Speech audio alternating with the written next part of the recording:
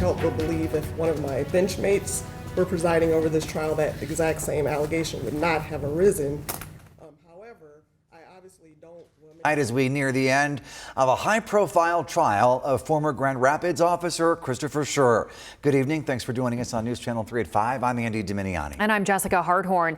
The fate of Christopher Schurr is now in the hands of the jury. They were just sent home for the night after deliberating after more than 5 hours. Schurr is accused of second-degree murder for shooting Patrick Lyoya in the back of the head during a prolonged physical altercation over Schurr's taser after Lyoya tried to flee the scene of a traffic stop 3 years ago. But in a new development tonight, Schurr, who says he only shot Lyoya to save his own life, could now be found guilty of a lesser charge. News Channel 3's Colin Roos is joining us live, having covered every day of this trial in Grand Rapids. And Colin, take us through what happened in court today.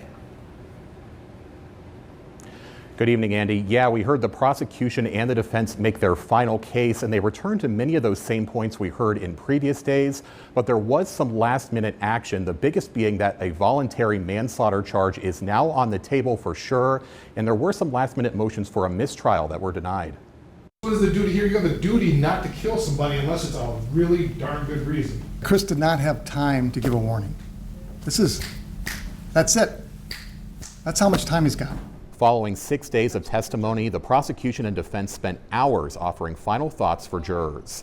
To find him guilty of second-degree murder, they must find that Schurr intended to kill or do great bodily harm to Lyoya by shooting him, and that it was not justified or excused by other circumstances. Prosecutor Chris Becker said that intent was clear in Schurr's firing of the gun, even while admitting he had every right to arrest Lyoya. Nobody's saying that when we left that morning that he intended to kill somebody. When he fired the shot, he intended to kill. That is clear when you put a bullet in the back of somebody's head. Schurr's attorney, Matthew Borgula, started his remarks by accusing Becker of completely failing to meet his burden of proof. He pointed out the prosecution brought no witnesses with expertise on Grand Rapids police training. Borgula reminded the jury of the importance of their decision, comparing it to deciding whether to take a family member off life support. I guarantee Christopher Schurr wishes, in hindsight, that he let him go. He didn't want to make this decision. But that's exactly what the prosecution is doing here. Monday morning quarterback. Jurors received instructions that they could also consider voluntary manslaughter as a lesser charge for Schurr over objections from the defense. That's when someone kills another person out of passion or anger without having time to calm down first. The traditional manslaughter thing is when a spouse shows up and sees their spouse in bed and loses it. That's your typical manslaughter. But the defense considered it an act of desperation.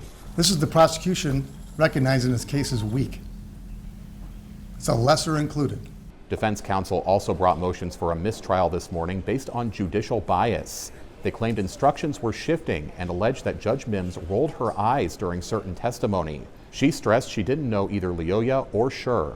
Can't help but believe if one of my benchmates were presiding over this trial, that exact same allegation would not have arisen.